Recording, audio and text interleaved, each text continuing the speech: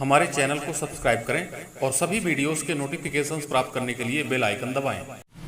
Good morning students, you are welcome again in द्वितीय physics. आज आपको धारा विद्युत के बारे में एक ऐसी चीज बताने जा रहे हैं जो सब कुछ कॉन्सेप्चुअल जो बातें हैं वो क्लियर होने के बाद अपन देखते हैं और उसको कहते हैं कि एप्लीकेशन ऑफ द कॉन्सेप्ट्स या numerical application of the concepts, ऐसा उसको कह सकते हैं। मतलब कोई भी विज्ञान का जो विषय है बिना व्यवहारिक समस्याओं में अनुप्रयोग के वो अधूरा सा रहता है। और इसमें एक बात मैं आपसे कहूंगा कि भाई देखिए, जमाने के अनुसार हमको परिवर्तन सीखना पड़ता है। ये YouTube की बात ले लीजिए, कौन आज से 4 साल पहले की बात हम करें तो हमारे बच्चे या हम लोग कल्पना नहीं करते थे कि अब जो है घर में भाई जमे रखना नहीं, ऐसा हो जाएगा वैसा हो जाएगा। अब तो हुआ बन गया कोरोना, भाई कहीं भीड़ में मत जाना। तो इस तरह से जब हम YouTube में किसी वीडियो को देख करके और तैयारी करते हैं तो अब पाठ्यक्रम की ही आप बात कर लीजिए। इसमें अब NCERT पैटर्न CBSE ने भी और तमाम स्टेट बोर्ड्स ने भी लागू कर दिया है कि सबको एक ही तरह पढ़ना होगा, सबको एक ही तरह स्पर्धा में बढ़ना होगा और सबको एक ही तरह से परीक्षाओं का सामना भी करना पड़ेगा। तब आप ये नहीं कह सकते कि सर हम न्यूमेरिकल जानते नहीं हैं। तो नहीं जानते तो जानिए, और जो कठिनाई थी वो अब आपके घर पर सुविधा के रूप में उपलब्ध है।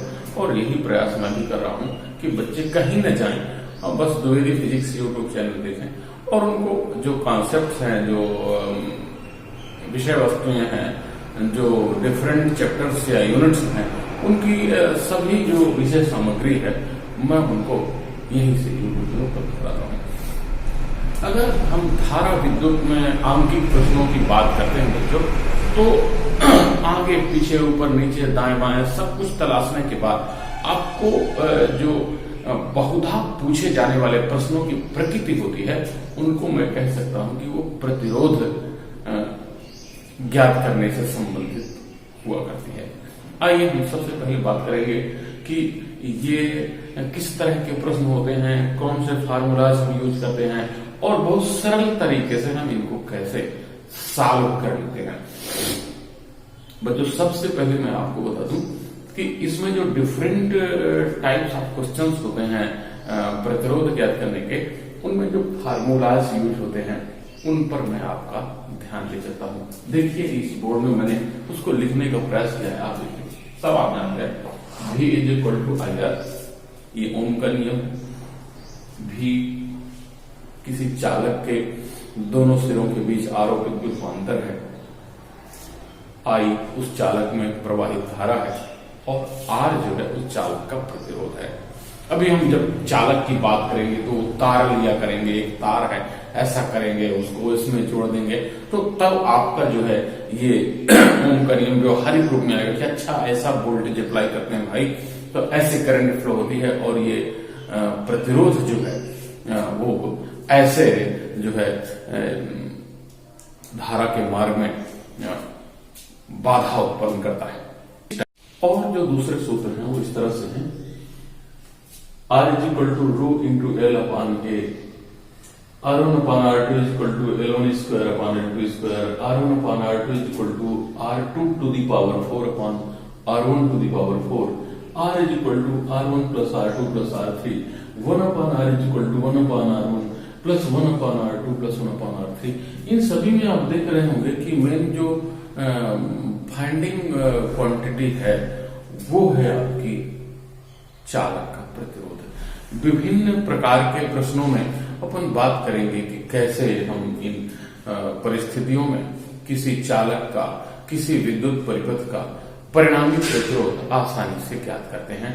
आइए पहले एक ऐसा प्रकार, सरलतम प्रकार देखते हैं कि जिसमें आपको एक ही चालक है, उसी को कुछ तोड़ मड़ोड़ के उसका स्वरूप बदल दिया गया है। तो कैसे स्वरूप बदलने पर उसका रिजल्टेंट जो रेजिस्टेंस है वो भी बदलता है। इस प्रश्न को देखिए, बोर्ड में हमने एक प्रश्न आपको दिखाया है। उसमें हमने कहा है कि एक तार जिसका प्रतिरोध 4 ओम है उसे वृत्तीय आकार में मोड़ दिया गया है। तार के व्यास के दोनों सिरों के बीच प्रतिरोध क्या होगा? चलिए एक तार लेकर देखते हैं और फिर उसको देते हैं प्रश्न के अनुसार स्वरूप। जैसे इसका सलूशन आपको निकालना है और आप देखिए ये तार है, ये तार इस तरह से इतना लंबा तार, ठीक, ये एक और भी है इस तरह से। अब इसका प्रतिरोध आपको दिया है 4 ओम है, ठीक, इसका प्रतिरोध आपको 4। अब इस तार को आप सर्कुलर बना दीजिए। इस तार को जब आप सर्कुलर बनाएंगे तो देखिए इस तरह से ये आपका जो सर्किल बना, ये इस तरह से जो सर्किल बना, तो ये जो ए है और यहां से घुमाकर ये बी भी आपका इधर है। यानी अगर हम उसको व्यास की बात करें तो व्यास वह रेखा होती है जो इस संपूर्ण सर्कल को बराबर, ठीक बराबर 2 टुकड़ों में विभाजित कर देती है। तो अगर हम ये कहें कि ये ए पॉइंट है और ये बी पॉइंट है, तो आधा तार आपका इधर लग गया, आधा तार आपका इधर लग गया और ठीक आधा तार बच्चों आपका इधर लग गया। यानी आप कह सकते हैं कि ये आपका वायर जो है ठीक हाफ, यानी इसका जो R1 पार्ट है यानी 1/2 ऑफ कितना 4 यहां से, यानी और ये जो R2 पार्ट है 1/2 ऑफ 4 वो यहां है। यानी ए और बी जो इसको कहेंगे ये डायमीटर है, तो इस डायमीटर में ये तार आपका ठीक 2 टुकड़ों में इस तरह से दिखने लगा कि आधे भाग का प्रतिरोध आधा और आधे भाग का प्रतिरोध भी आधा हो गया। अब देखिए ये जो है इन 2 तारों के एक सिरे और ये भी इन दोनों तारों के दूसरे सिरे, यानी आप कह सकते हैं कि इस तार को जब आपने सर्कुलर शेप दे दिया तो ये 2 कंडक्टर्स के रूप में डिवाइड हो गया और इन दोनों कंडक्टर्स के जो रेजिस्टेंसेस हैं वो इस शेप के अनुसार डिवाइड हो गए। यानी इस शेप में इसका जो रेजिस्टेंस है वो 4 का आधा यानी 2 ओम हो गया और इस पार्ट का भी जो चार्ज है वो 4 का आधा 2 ओम हो गया। और ये कह सकते हैं कि ये कैसे अब जुड़ गए म्यूचुअली, वो म्यूचुअली जो है पैरेलल जुड़ गए। तो अब आपको यहां उस कॉन्सेप्ट का यूज करना, देखिए कितना चतुराई से ये प्रश्न है, बड़ा सरल है। बस आपको ध्यान दे देना है कि अच्छा इस तरह से जब हम तार को सर्कुलर बेंड कर देते हैं, मोड़ देते हैं, उसकी आकृति बदल देते हैं, तो ये अब जो है 2 कंडक्टर्स के रूप में परिवर्तित हो जाता है। आप फिगर से देख सकते हैं कि ये भी 2 ओम हो गया और R2 भी क्या हो गया 2 ओम हो गया। और इसमें एक अच्छी बात क्या है कि ये जो दोनों कंडक्टर्स हैं वो 2-2 ओम प्रतिरोध के हैं और म्यूचुअली कैसे जुड़े हुए हैं, वो पैरेलल जुड़े हुए हैं। तो पैरेलल के लिए जो रिजल्टेंट होता है वो 1/R = 1/R1 + 1/R2 होता है। वैल्यू दोनों की सेम है 1/2 और 1/2। 1/2 और 1/2 को जब आप जोड़ते हैं, आधा में आधा जोड़ते हैं, तो 1 ओम आ जाता है। यानी जो रिजल्टेंट है आपका परिणामी प्रतिरोध, व्यास के दोनों सिरों के बीच जो परिणामी प्रतिरोध है, किस तरह से आप आसानी से 1 ओम निकाल देते हैं। तो इस तरह से बच्चों आपने तार को कुछ नहीं किया, बस उसकी शेप बदल दी है और उसका रेजिस्टेंस जो है दोनों टर्मिनल्स के बीच में कैसे चेंज हो जाता है। ठीक, इस तरह से देखते हैं। एक छोटा सा सवाल इसी का मैं और आपको बोलता हूं, वो पहले कॉपी में आप क्वेश्चन नोट कर लीजिए। ठीक, अभी हमने इसको क्या किया कि सर्कुलर से दिया था। अब दूसरा इसी का मैं एक और तार आपको लेता हूं और आप फिर कहता हूं कि आप ऐसा करें। प्रश्न पहले लिख लीजिए, एक तार जिसका प्रतिरोध 8 ओम है, आप दूसरा भी मान सकते हैं पर आप लिख लीजिए कमेंट में, एक तार जिसका प्रतिरोध 8 ओम है, इसे ठीक मध्य से 180 डिग्री एंगल में मोड़कर 180 अंश के कोण में मोड़ करके और दोनों सिरों को जोड़ दिया जाता है। बताइए तार का परिणामी प्रतिरोध क्या होगा। ठीक, प्रश्न लिखिए। अब देखिए मैंने ये कहा है आपको कि एक तार ले लीजिए, एक तार ले लीजिए, ये मान लीजिए आपने एक तार ले लिया। अब लंबाई जो है वो नहीं बताएगी। क्यों नहीं बताएगी? क्योंकि you have to calculate the resistance of wire. तो ये मान लीजिए जितना भी लंबा है हम नहीं जानते, इसका जो रेजिस्टेंस है वो कितना दिया है, 8 ओम दिया हुआ है। इसका रेजिस्टेंस कितना दिया हुआ है, 8 ओम दिया हुआ है। अब इसको आप ठीक बीच से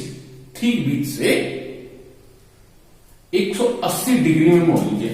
मतलब इन दोनों टर्मिनल्स को आप पकड़ लीजिए, इन दोनों टर्मिनल्स को आप पकड़ लीजिए और ऐसे इसको मोड़ लीजिए। ठीक मध्य से आप ऐसे मोड़िए, मतलब ये टर्मिनल आपका ऐसे और इस तरह से, मान लीजिए आप यहां से मोड़ रहे हैं तो ये दूसरा टर्मिनल भी आकर यहीं पर क्या हो जाएगा, तो ये क्या हो गया, 180 डिग्री एंगल में आपको मोड़ना सिखा रहा है। तो अब ये जो है आपने इसको कुछ नहीं किया, अब आपको इसको क्या कर देना है, ये दोनों टर्मिनल्स को आपको जोड़ देना है। ये दोनों टर्मिनल्स को जोड़ दीजिए।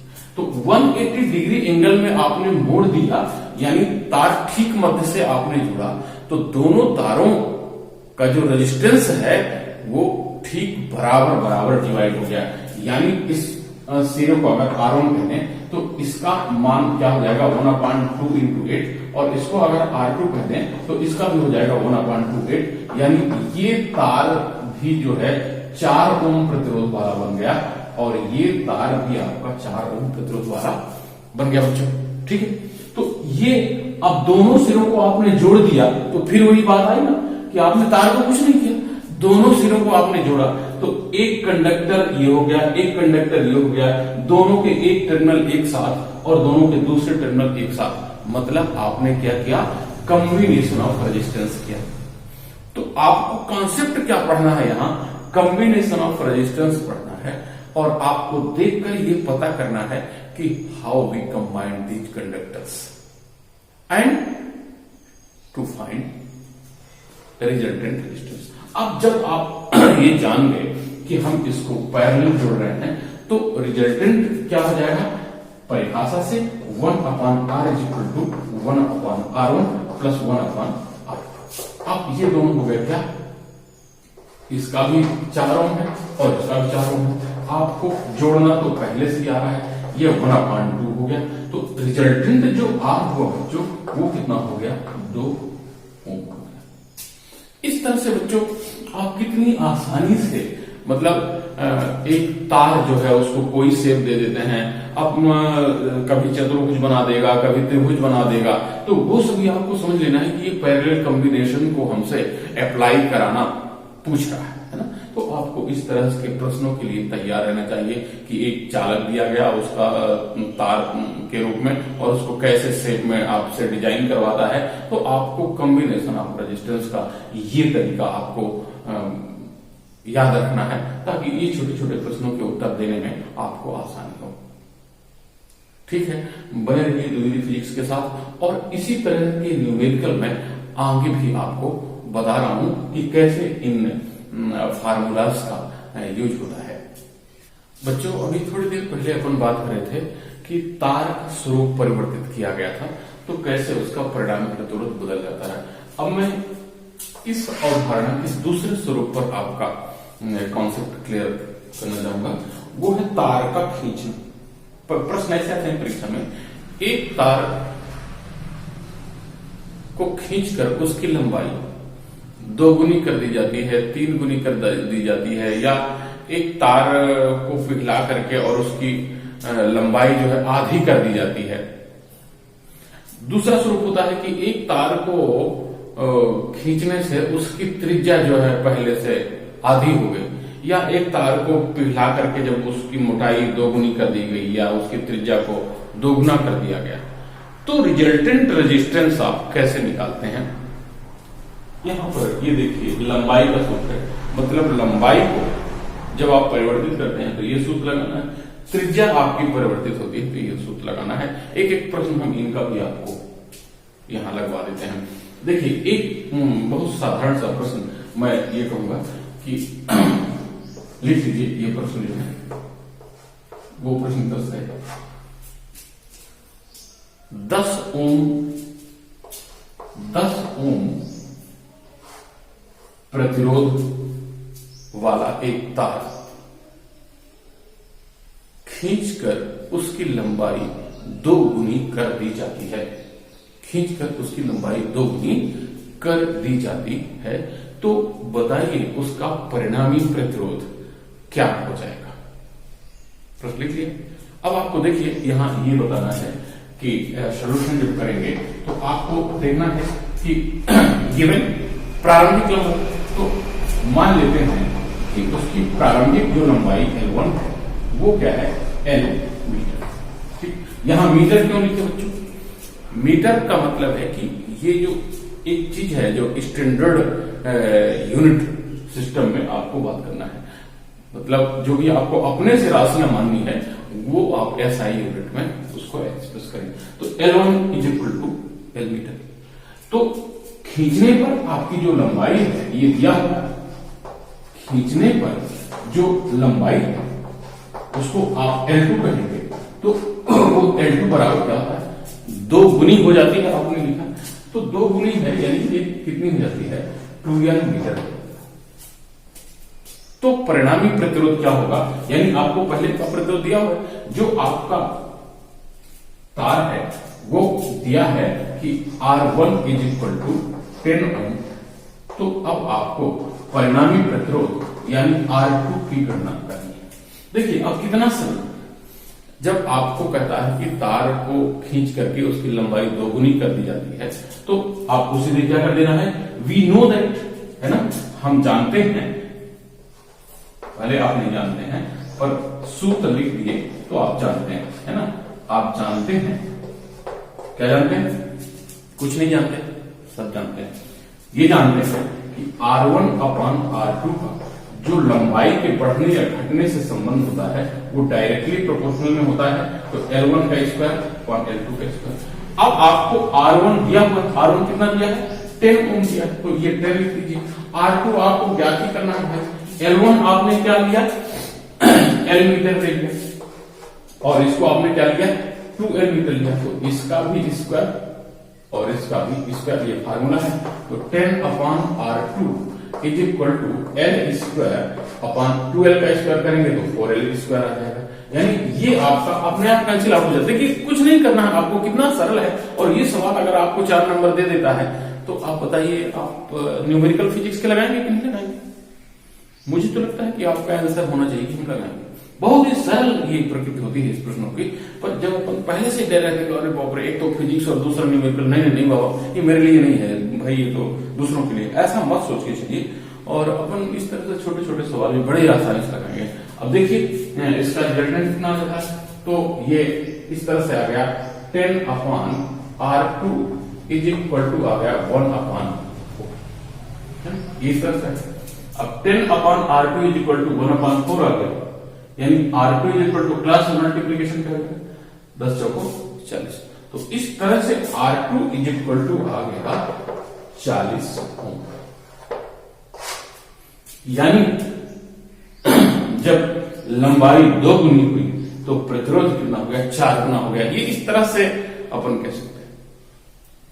यानी जब किसी तार को खींच करके उसकी लंबाई जो है 2 गुनी कर दी जाती है तो उसका प्रतिरोध जो है वो कितना हो जाता है? 4 गुना हो जाता है। अब ऐसे एक त्रिज्या वाला प्रश्न यहीं पर लिख लेते हैं बच्चों। पहले प्रश्न लिख लीजिए, फिर इसका आंसर अपन कर लेते हैं, ठीक है? चलिए प्रश्न लिख लेते हैं।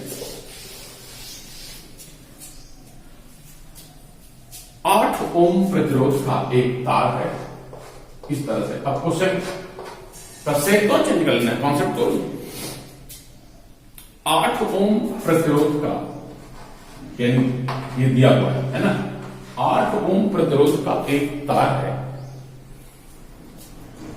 इस तार को खींचकर लंबाई में वृद्धि करने से उसकी त्रिज्या आधी रह जाती है, उसकी त्रिज्या आधी रह जाती है, तो तार का परिणामी प्रतिरोध ज्ञात कीजिए। अब देखिए यहां आपको लंबाई से मतलब नहीं है, त्रिज्या से मतलब है। तो त्रिज्या के लिए हमें फार्मूला निकाला है कि त्रिज्या R1 से R2 हो जाए तो कैसे रेजिस्टेंस R1 से R2 चेंज होगा। तो आपको दिया हुआ है यहां, अब आप जब हल करेंगे तो आपके पास बड़ा साधारण सा फॉर्म है, दिया है क्या, R1 = 8 ओम, ठीक। और पहले से त्रिज्या कुछ मान लेंगे, मान लेते हैं कि तार की प्रारंभिक त्रिज्या, कुछ ना कुछ तो मानना पड़ेगा ना, मान लेते हैं तार की जो प्रारंभिक त्रिज्या है जिसको R1 हम कहते हैं, वो मान लीजिए R मीटर है। यहां भी त्रिज्या क्या है, लंबाई एक भौतिक राशि है, उसका ऐसा ही मात्रा क्या होता है, मीटर होता है, तो ये मान लिया है। अब प्रश्नानुसार जब आपने तार को खींचा तो उसकी लंबाई में जो भी परिवर्तन है वो हमको नहीं बताया गया है, नहीं देखना है, क्योंकि अकॉर्डिंग टू क्वेश्चन आपके आंसर करना है ना। तो आपको ये कहा गया है कि तार को जब खींचे तो उसकी त्रिज्या आधी रह जाती है, यानी R2 कितनी रह जाती है, वो पहले की त्रिज्या की आधी रह जाती है। तब आपको क्या करना है कि R2 को आपको फाइंड करना। इस तरह का क्वेश्चन भी आपको देने के लिए तैयार है ना, इसका आंसर करने के लिए। देखिए बड़ा सिंपल है, इसमें भी जो आप फार्मूला यूज करेंगे, फार्मूला क्या है, फार्मूला आपके पास है, सूत्र क्या है, R1/R2 = R2 की पावर 4 अपॉन R1 की पावर 4। R1 की वैल्यू आपके पास कितनी है, 8 मीटर है, 8 रख लीजिए। R2 आपको फाइंड नहीं करना है, R2 कितना हो गया है, वो हो गया है आधा हो गया, R2 कितना हो गया है, आधा हो गया है। तो R2 की पावर क्या हो जाएगी, 4, और नीचे क्या हो जाएगी, R की पावर 4 हो जाएगी। ये R/2 की पावर 4 और ये R की पावर 4। अब इसको बच्चों आगे आपको हल कर लेना है। देखिए सवाल आपका कितना, ये कुछ भी नहीं है, मतलब इसको इस तरह से कर लेंगे, 8/R2 = इसकी पावर 4 है तो R की भी पावर 4 हो जाएगी, R की भी पावर 4, और नीचे ये 2 की पावर 4 हो जाएगी, तो 2 दूनी 4 दूनी 8 दूनी 16 हो गया, ये 16 हो गया, और इंटू ये R की पावर 4 है। देखिए कितना सरल है, ये R की पावर 4 में R की पावर 4 कट जाता है, तो आपके पास आ जाएगा 8/R2 = आ जाएगा 1/16, कितना हो जाएगा, 1/16 हो जाएगा। तो इस तरह से बिल्कुल ये इजी आपका कैलकुलेशन आ जाएगा। और R2 = आपके पास होगा, R2 = 16 × 8। तो इसको आप कह सकते हैं इस तरह से, R2 = 16 × 128 ओम हो जाएगा। ये पहले कितना दिया है, 8 ओम, और रिजल्टेंट कितना गया। इसको ऐसा भी पूछा जा सकता है कि जो रिजल्टेंट रेजिस्टेंस है वो हाउ मेनी टाइम्स इंक्रीज या डिक्रीज। तो आप इसको कह सकते हैं कि ये 16 गुणा तो 16 टाइम्स हो जाता है, जो ओरिजिनल रेजिस्टेंस है उसका ये 16 टाइम्स हो जाता है। तो इस तरह से आप इस स्वरूप में भी कैसे इजिली आप कैलकुलेट कर सकते हैं दिए गए तार का, जब लंबाई बढ़ाते हैं उसकी त्रिज्या घटती है, तो इस रूप में जो क्वेश्चन आता है उसको भी आप ऐसे आंसर कर सकते हैं। आगे एक और स्वरूप की अगर बात करेंगे, कैसे रेजिस्टेंस को बढ़ाने या घटाने के लिए एक दो चालक आपस में जोड़ते हैं। तो पैरेलल जोड़ते हैं तो क्या होता है, सीरीज में जोड़ते हैं तो क्या होता है, आइए इसको देखते हैं। आइए जो रेजिस्टेंसेस का जोड़ना सीख लेते हैं। मतलब कैसे 2 या 3 रेजिस्टेंस आपस में समांतर क्रम में जुड़े हैं या श्रेणी क्रम में जुड़े हैं, तो उनका परिणामी प्रतिरोध हम ज्ञात करते हैं। इसमें एक स्वरूप तो ये ऐड करता है कि मान लीजिए आपको बहुत ही सरल पूछा गया, तो ये पूछा जाएगा कि यदि 3 ओम प्रतिरोध के 3 चालक या 3 ओम प्रतिरोध वाले समान चालक आपस में श्रेणी क्रम में जुड़े हैं, श्रेणी क्रम में जुड़े हैं, और दूसरा ये कह दिया कि समांतर क्रम में जुड़े हैं। आपस में कैसे जुड़े हैं? समांतर क्रम में जुड़े हैं। तो दोनों ही स्थितियों के लिए परिणामी प्रतिरोध की गणना कीजिए। ये सबसे सरल तरीका होता है। ये 1 नंबर का और 2 नंबर का क्वेश्चन आपसे बहुत आता है परीक्षा में। और इसमें मैं एक प्रश्न का बिल्कुल क्लियर कट बता दूं, जब आपको 3 प्रतिरोध समांतर क्रम में जोड़ने को कहता है, तब आपसे 3 ओम के 3 प्रतिरोध कहता है। क्यों? जैसे मान लीजिए एक सवाल आया, 3 ओम प्रतिरोध के 3 चालकों को समांतर क्रम में जोड़ने पर परिणामी प्रतिरोध क्या होगा? तब आपको दिया गया है। इसको जब हमको सॉल्यूशन करना है, यानी सेकंड है, तो इसका मतलब है कि R1 इज इक्वल टू दिया गया है 3 ओम, R2 इज इक्वल टू दिया गया है 3 ओम, और R3 इज इक्वल टू दिया गया है 3 ओम, जो इस क्वेश्चन में दिए गए। तो आप समांतर क्रम में आप जब जोड़ते हैं प्रतिरोधों को, रिजल्टेंट आपको 1/R1 + 1/R2 + 1/R3, ठीक? तो क्या होगा? 1/3 धन 1/3 धन 1/3, यानी क्या आ गया? 3/3, यानी 1/R इज इक्वल टू आपको प्राप्त होता है 1 ओम, यानी R इज इक्वल टू प्राप्त होता है। यानी आपको वहां एक कॉन्सेप्ट 1 नंबर के लिए कहता है कि समांतर क्रम में प्रतिरोधों को आपस में जोड़ने पर परिणामी प्रतिरोध में कमी आती है। 1 नंबर का वो सही गलत है। यहां आपको उसको मैथमेटिकल फॉर्म में पूछ दिया कि कैसे रिजल्टेंट आपका कमता है, तो आपसे कहेगा कि 3 ओम के 3 रेजिस्टेंसेस है, इसको म्यूचुअली आप पैरेलल में जोड़ लीजिए। तो कैसे आप कर सकते हैं, ये भी आपका बकायदे इस तरह से आपका ये जो रेजिस्टेंस रिजल्टेंट निकलता है, ठीक?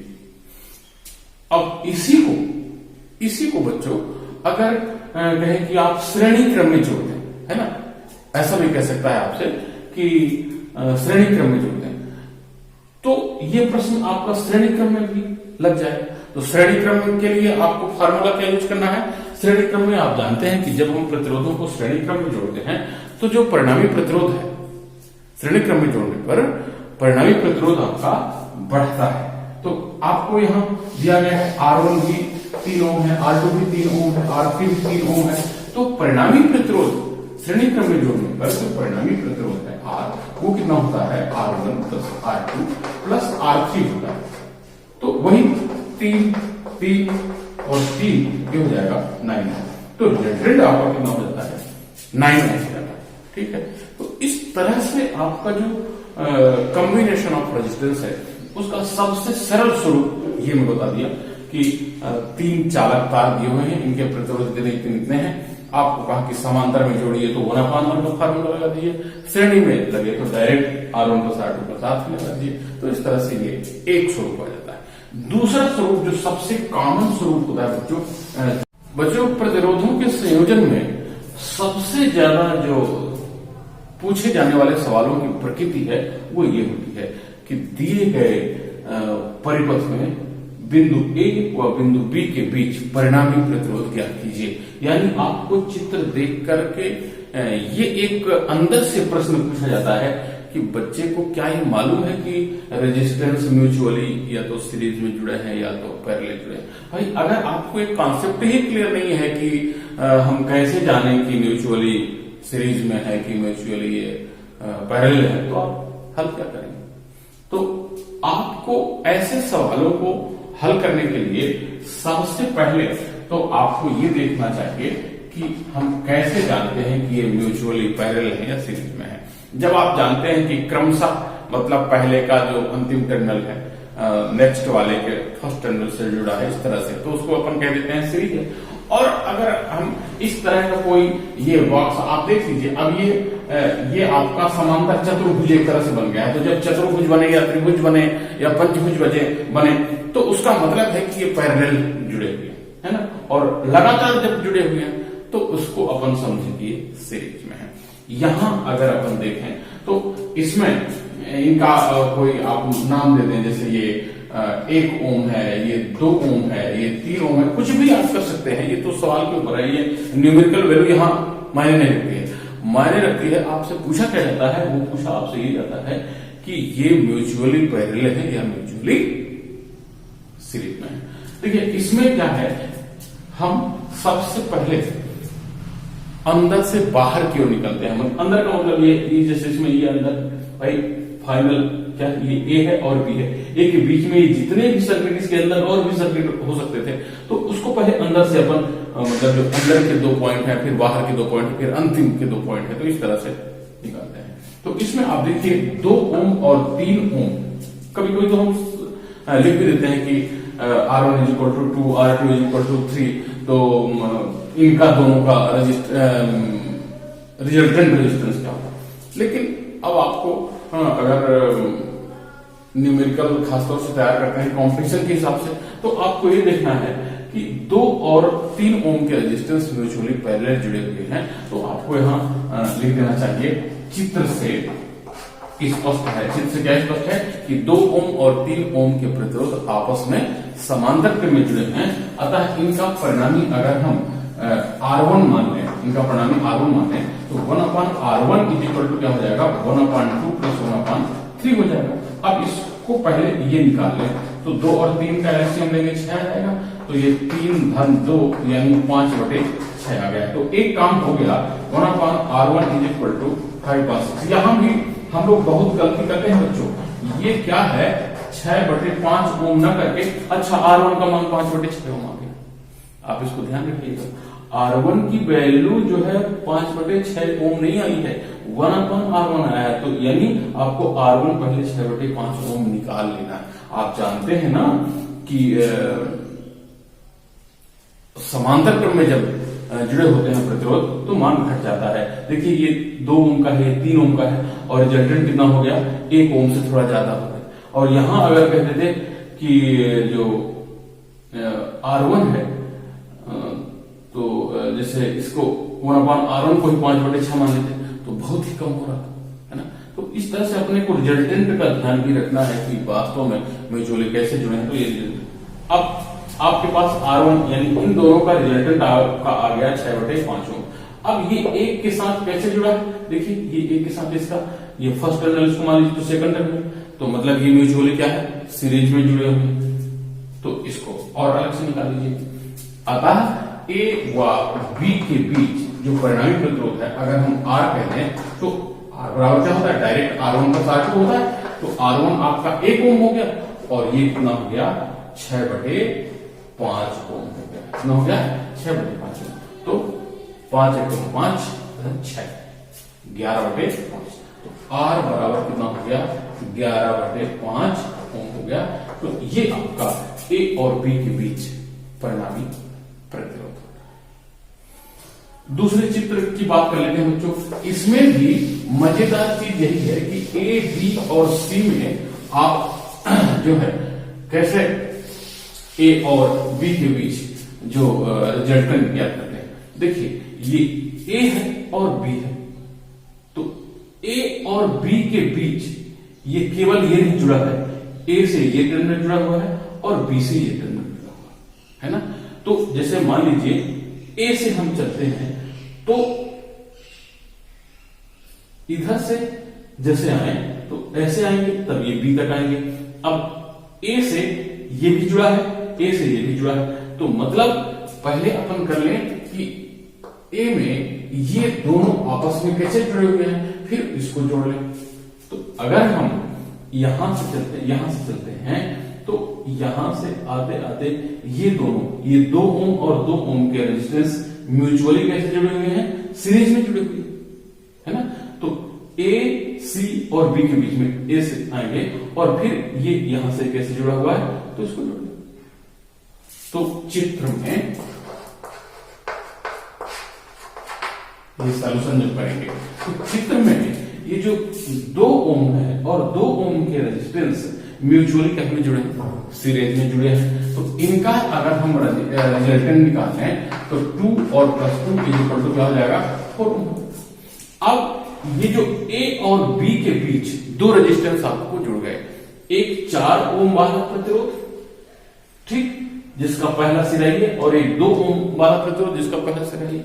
अब जो है रिजल्टेंट निकालने के लिए अगर आपको 1/R मानना है तो ये देखिए 4 ओम प्रतिरोध का एक जो चालक है वह 2 ओम प्रतिरोध के दूसरे चालक से कैसे जुड़ा है, समांतर क्रम में जुड़ा हुआ है जो, तो उसको इस तरह से 1/R = 1/R1 + 1/R2, तो 1/R आप निकाल देंगे 1/2 + 1/4, तो ये आ जाएगा 1/4, 2 दूनी 4 और 4 × 4, तो 1/R इस तरह से आ जाएगा 3/4। 1/R अगर 3/4 तो रिजल्टेंट आ जाएगा 4/3 ओम।